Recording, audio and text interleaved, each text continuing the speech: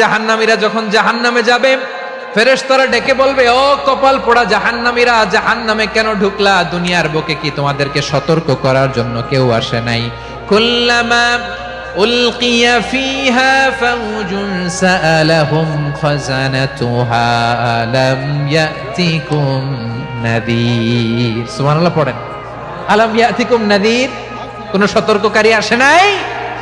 বিশ্বনবী নাযীর হয়ে, সতর্ককারী হয়ে পৃথিবীতে আসলেন। তিনি জাহান্নামের ব্যাপারে উম্মাকে সতর্ক করেছেন।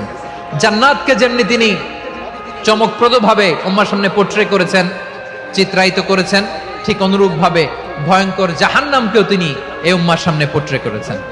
জাহান্নামকে কিভাবে বিশ্বনবী উম্মার সামনে পোট্রে করলেন, চিত্রায়িত করলেন, শুনতে মনে চায়? সিলেটবাসী শুনতে মনে চায়? জান্নাতের কথা শুনে যেমনি জান্নাতে যাওয়ার ব্যাপারে আপনারা আগ্রহী হয়েছেন, জান্নাতের নাজ নেয়ামতের কথা শুনে, জান্নাতের ফিচার শুনে যেমনি জান্নাতে যাওয়ার ব্যাপারে আমরা উদ্বেলিত হয়েছি, উচ্ছ্বসিত হয়েছি, জাহান্নামের কথা শুনলে কিন্তু আমাদের কলিজা কেঁপে উঠবে। কিভাবে বিশ্বনবী পোট্রে করলেন? বিশ্বনবী বলেন, নারুকুম হাযিহিল্লাতী ইউকিদু ইবনু আদম জুজউন মিন ৭০ জুজআন মিন হাররি জাহান্নাম।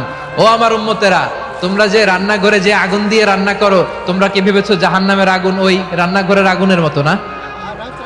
আপনারা কিচেনে যে রান্না করেন, রান্নাঘরের আগুন আর জাহান্নামের আগুন তো একই না? সিলেটের ভাইরা বুঝে থাকলে উত্তর দেন, কিচেনের রান্নাঘরের আগুন আর জাহান্নামের আগুন এক না? একরকম? বিশ্বনবী বলেন, জুজউন মিন ৭০ জুজআন মিন হাররি জাহান্নাম। জাহান্নামের আগুন দুনিয়ার আগুনের চেয়ে কমপক্ষে ৭০ গুণ বেশি তেজওয়ালা। জাহান্নামের আগুনকে আল্লাহ নাম দিয়েছেন নারুল্লাহ। এটা আল্লাহর আগুন, নারুল্লাহিল মুকাদা আল্লাতী তাত্তালিউ আলাল আফইদা, যেটা কলিজার মধ্যে যে ধরে যায়।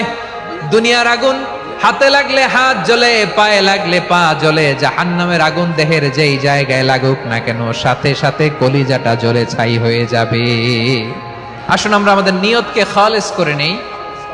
আমরা যা শুনবো আমলের নিয়তে শুনবো, নিজের জীবনকে পরিবর্তনের জন্য শুনবো, ঠিক কিনা বলেন? ইনশাআল্লাহ। প্রিয় ভাইরা, সূরাতুল আহজাবের ৪৫ এবং ৪৬ নম্বর আয়াত আমি তেলাওয়াত করেছি, যেখানে আল্লাহ তাআলা বিশ্বনবীর ৫টি বৈশিষ্ট্যের কথা বলেছেন। কয়টি? সবাই বলুন আওয়াজ করে, কয়টি? ৫টি বৈশিষ্ট্যের কথা আল্লাহ তাআলা এই আয়াত দুটিতে উল্লেখ করেছেন। বিশ্বনবী সাল্লাল্লাহু আলাইহি ওয়াসাল্লামের জীবনী, ওনার বায়োগ্রাফি নিয়ে কথা বলাটা দুষ্কর, কারণ এটার কোনো শেষ নাই, কুল নাই, কিনারা নাই, বিয়ন্ডলেস, বাউন্ডলেস, বটমলেস। সুবহানাল্লাহ বলেন।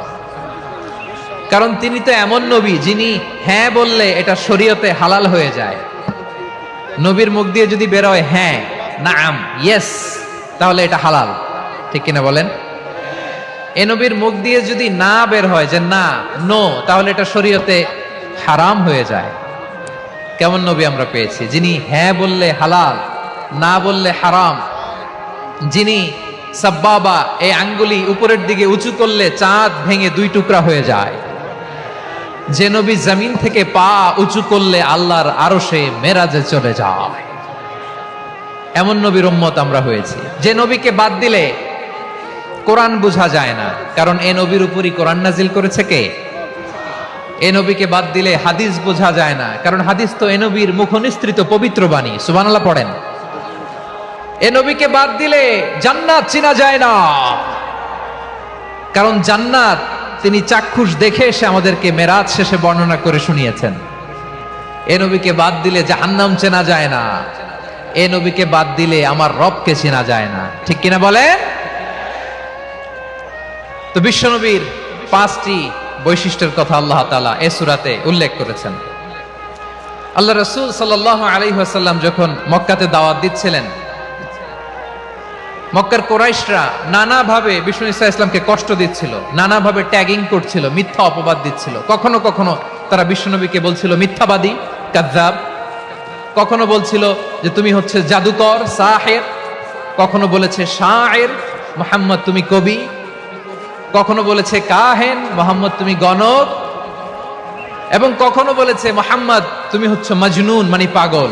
আওয়াজ করে সবাই পড়ুন, নাউযু বিল্লাহি মিন যালিক।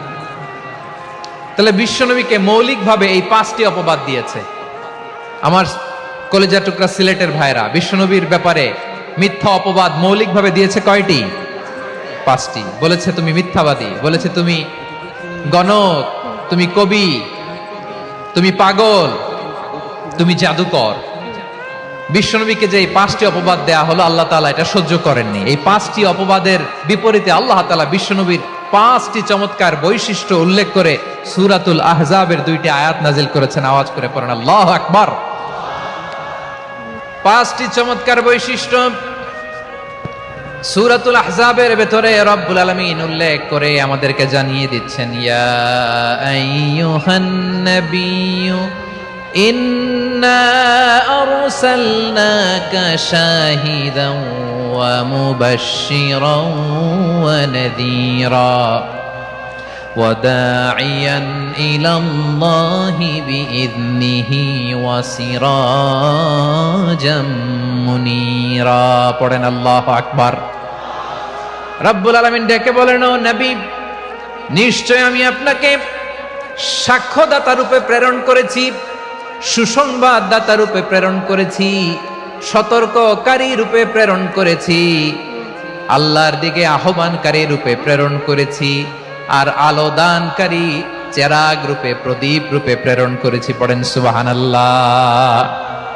5টা বৈশিষ্ট্য। 1 নম্বরে আল্লাহ তাআলা বলেন, হে নবী, নিশ্চয় আমি আপনাকে সাক্ষ্যদাতা হিসেবে প্রেরণ করেছি। সাক্ষ্যদাতা, বিষ্ণু ইসা ইসলাম সাক্ষ্য দিবেন, এজন্য শাহিদ। শাহিদ মানে সাক্ষ্যদাতা। আওয়াজ করে বলুন, শাহিদ মানে কি? তিনি সাক্ষ্য দিবেন। মুবাশশির, 2 নম্বর বৈশিষ্ট্য হচ্ছে তিনি মুবাশশির। মুবাশশিরুম বিরাহমাতিল্লাহি ওয়া বিল জান্নাহ, তিনি আল্লাহর রহমতের সুসংবাদ দেন, তিনি আল্লাহর জান্নাতের সুসংবাদ দেন। সুবহানাল্লাহ পড়েন। 3 নম্বর বৈশিষ্ট্য হচ্ছে নাযীর, তিনি সতর্ককারী, ওয়ার্নার, তিনি সাবধান করতে এসেছেন, রিমাইন্ডার দিতে এসেছেন যে আল্লাহর পথে যদি না চলো, শিরকি কাজ যদি না থামাও, তাহলে এমন আযাব আসবে আল্লাহর পাকড়াও থেকে তুমি বাঁচতে পারবে না। তিনি নাযীর। বিষ্ণু ইসা ইসলামের 4 নম্বর বৈশিষ্ট্য হচ্ছে দাঈয়ান ইলাল্লাহ, তিনি আল্লাহর দিকে আহ্বানকারী। এই যে আমরা আমাদেরকে পরিচয় দেই যে আমরা দাঈ, বলি না? বলি যে উনি হচ্ছেন একজন দাঈ ইলাল্লাহ। বহু বচন আমরা বলি আদ-দুআত ইলাল্লাহ। এটা কোরআনের এই আয়াত থেকে এসেছে। সুবহানাল্লাহ পড়েন। ওয়া দাঈয়ান ইলাল্লাহি বিইذনিহি, আল্লাহর আদেশে বিষ্ণু ইসা ইসলাম আল্লাহর দিকে মানুষকে ডাকেন। এবং বিষ্ণু ইসা ইসলামের 5 নম্বর বৈশিষ্ট্য হচ্ছে সিরাজাম মুনীরা, আলোদানকারী প্রদীপ, আলোকদীপ্ত প্রদীপ, যে আলো দিয়ে তিনি গোটা বিশ্বকে আলোকিত করেছেন। আওয়াজ করে পড়েন আল্লাহু আকবার। তাহলে মোট 5টি বৈশিষ্ট্য নিয়ে আমরা কথা বলবো বিশ্বনবীর। আওয়াজ করে বলুন কয়টি? 1 নম্বরে হচ্ছে শাহিদ, বিশ্বনবী সাক্ষী দিবেন। কি দিবেন? He will be witness for all prophets and for us. তিনি নবীদের উপরও সাক্ষী দিবেন, আবার উম্মতের উপরও সাক্ষী দিবেন। সুবহানাল্লাহ পড়েন। কিয়ামতের দিন আল্লাহ তাআলা প্রত্যেক নবীকে জিজ্ঞেস করবেন যে তুমি কি তোমার উম্মতের কাছে আমি যা যা পৌঁছাতে বলেছিলাম পৌঁছিয়েছো? নবীরা বলবে, আল্লাহ আমি পৌঁছিয়েছি। নবীদের কথা ঠিক কিনা, সত্য কিনা, এর সপক্ষে তখন বিশ্বনবী সাক্ষী দিবেন। সুবহানাল্লাহ পড়েন। এজন্য রব্বুল আলামিন বলেন, ফাকাইফা ইযা জিনা মিন কুল্লি উম্মাতিন বিশাহীদিন ওয়া জিনা বিকা আলা হাউলাই শাহীদা। তখন কেমন হবে যখন প্রতিটি উম্মত থেকে আমি একজনকে সাক্ষ্য হিসেবে বের করে আনবো, আর তাদের উপরে নবী আমি আপনাকে সাক্ষ্য বানাবো। পড়েন সুবহানাল্লাহ। তিনি নবীদেরও সাক্ষী, আবার আমাদের উপর, উম্মতের উপরও সাক্ষী। সুবহানাল্লাহ পড়েন। রব্বুল আলামিন বলেন, وَكَذَلِكَ جَعَلْنَاكُمْ أُمَّةً وَسَطًا لِتَكُونُوا شُهَدَاءَ عَلَى النَّاسِ وَيَكُونَ الرَّسُولُ عَلَيْكُمْ شَهِيدًا।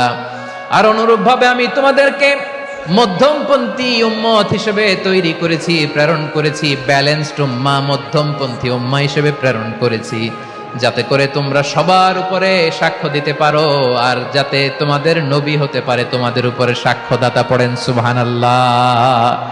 আমরা হচ্ছি ব্যালেন্সড উম্মাহ।